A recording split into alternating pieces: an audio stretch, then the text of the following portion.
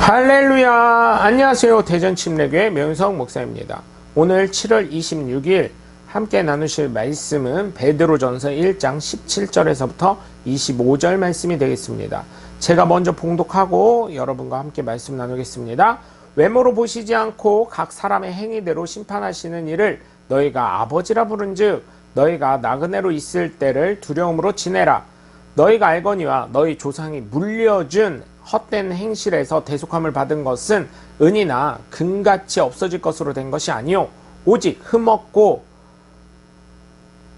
점없는 어린 양 같은 그리스도의 보배로운 피로 된 것이니라. 그는 창세 전부터 미리 알림 받으신 이나 이 말세에 너희를 위하여 나타내신 바 되었으니 너희는 그를 죽은 자 가운데서 살리시고 영광을 주신 하나님을 그리스도로 말미암아 믿는 자니 너희 믿음과 소망이 하나님께 있게 하셨느니라.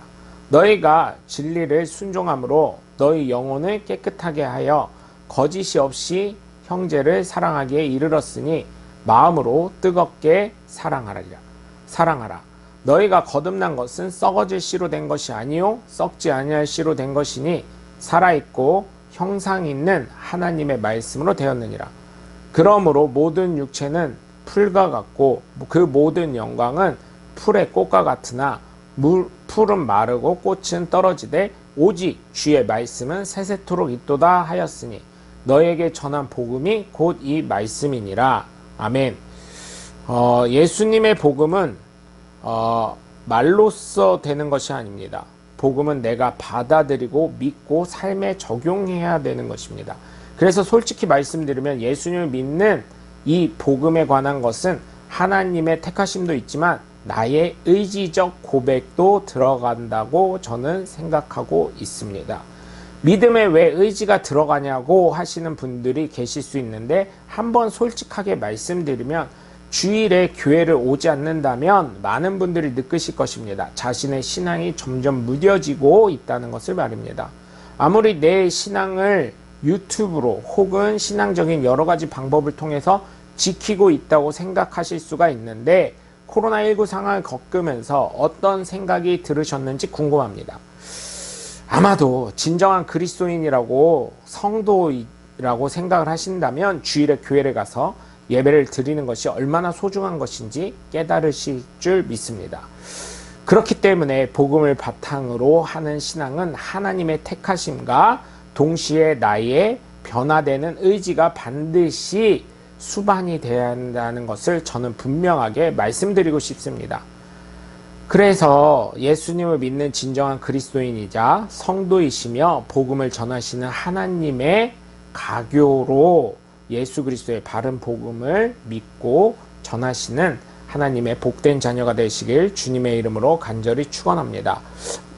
오늘 말씀의 내용은 이겁니다. 각 사람이 행한 대로 공평하게 심판하시는 분을 아버지라고 부른다면 여러분은 이 세상에서 나그네 생활을 하는 동안 두려운 마음으로 살아가십시오. 여러분도 알고 있겠지만 여러분의 조상들이 전해준 무가치한 생활 방식에서 여러분이 해방된 것은 은이나 금과 같이 없어질 것으로 된 것이 아니라 흠과 티가 없는 어린 양 같은 그리스도의 보배로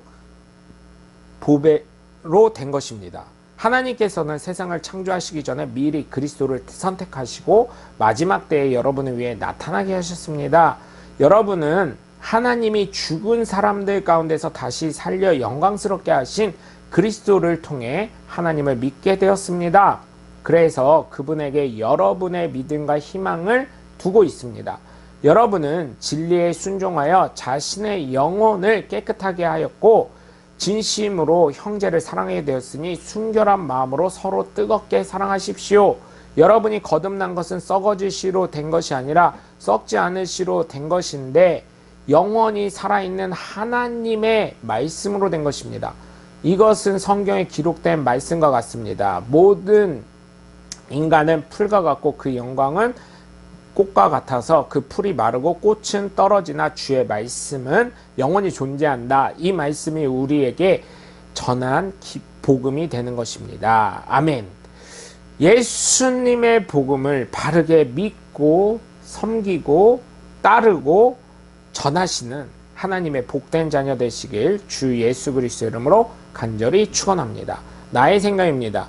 1번, 나는 예수 그리스도의 복음을 믿는 사람으로서 무엇을 소망하고 살아가십니까? 2번, 나는 예수님을 믿음으로 말미암아 내 삶에서 어떤 부분을 의지적으로 변화가 되었습니까?